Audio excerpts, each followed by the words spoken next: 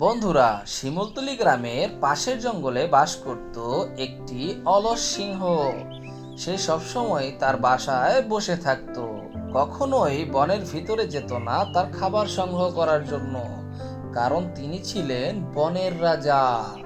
অপরদিকে সারা বনে শিকার সংগ্রহ করে বেড়াতো দুষ্ট বাঘ। একদিন দুষ্ট বাঘ একটি শিয়ালের সামনে এসে পড়ল। যখনই সে শিয়ালটাকে খেতে যাবে তখন শিয়ালটি বলে উঠল, কি হলো, তুমি আমাকে খেতে এসেছো? হ্যাঁ, তোকে এখন আমি খাবো। আমার প্রচন্ড খিদে লেগেছে। আরে রাখো তো, আমাকে খেতে এসেছো, তুমি কি জানো আমি কার খাবার? না, সেটা কি করে জানবো? আমি হলাম বনের রাজা সিংহের খাবার। আমার সামনে এসো না, তাহলে সিংহরাজ তোমাকে একেবারে শেষ করে দেবে। হা হা হা। আমি ওই সিংহরাজকে দুপয়সা দিয়েও গনি না, কারণ বনের রাজা হচ্ছি আমি। আমাকে দেখে সমস্ত পশু পাখিরা ভয়ে পালায়। সব মিথ্যা কথা, আমি তো তোমাকে চিনি। তুমি শুধু ফাপড়বাজি করে চলো। আমি ফাপড়বাজি করে চলি না? বিশ্বাস হচ্ছে না? বিশ্বাস হবে কি করে? প্রমাণ করে দেখাও। আচ্ছা ঠিক আছে, চল আমার সাথে, দেখবি তাহলে। চলো দেখি তোমার দৌড় কত দূর পর্যন্ত।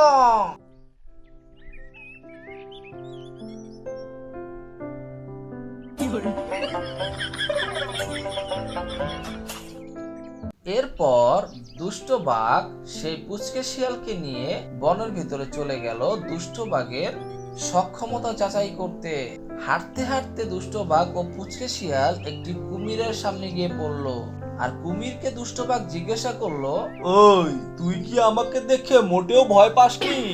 না, তোমাকে দেখে আবার কিসের ভয় পাবো? কি এত বড় কথা, আমাকে তুই মূল্যই দিলি না। দেখেছো, আমি যে বলেছি, আমার কথাটা কি মিলেছে? ওই, তুই কেন আমাকে মূল্য দিলি না সেটা বল। তোমাকে মূল্য কেন দেব ভাই? আমরা বনের সকল পশু পাখিরা তো ভয় পায় শুধু আমাদের সিংহরাজকে।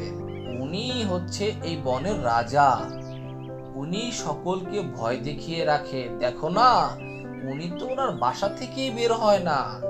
আর প্রত্যেকেই নিজ নিজ দায়িত্ব থেকে ওনার খাবার হতে চলে যায়।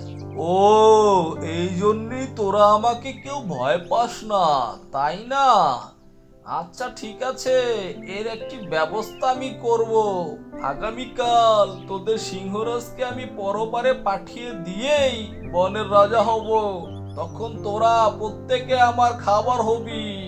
আমার আর খাবার খুঁজতে হবে না, সময় মতো আমার কাছে খাবার পৌঁছে যাবে। এই কথা বলে সেখান থেকে দুষ্ট বাঘটি চলে গেল। আর পুচকে শিয়াল কুমিরকে বলল, কি চালটা না দিলাম, বলো না।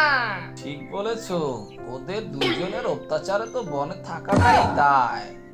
এই সুযোগে যদি ওদেরকে বন থেকে টপকে দেওয়া যায়, তাহলে বনের সকল পশু পাখিরা একটু শান্তিতে থাকতে পারবে। হ্যাঁ, একটা মোক্ষম চাল দিয়েছি। এখন ওরা দুইজনই মারামারি করতে করতে দুটোটাই শেষ হয়ে যাবে, কারণ কেউ বনের রাজার সিংহাসন ছাড়তে চায় না। এই কথা বলে পুচকে শিয়াল কুমিরের কাছ থেকে বিদায় নিয়ে চলে গেল।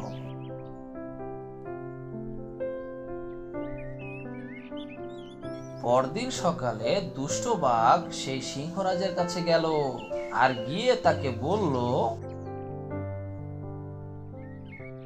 এই, তুই নাকি বনের রাজা? তোর যন্ত্রণায় তো আমি বনে কোনো শিকারই ধরতে পারছি না।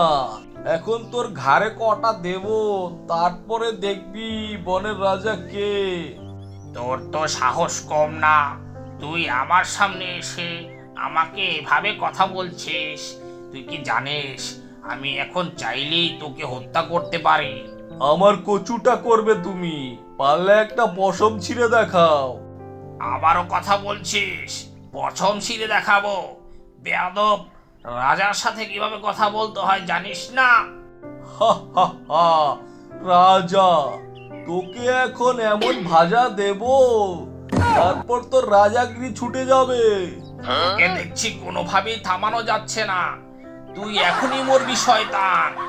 দেখি কে মরে তারা। এরপর দুষ্ট বাঘ ও সিংহ একজনের সাথে আরেকজন মারামারি করতে করতে দুজনেই মারা গেল।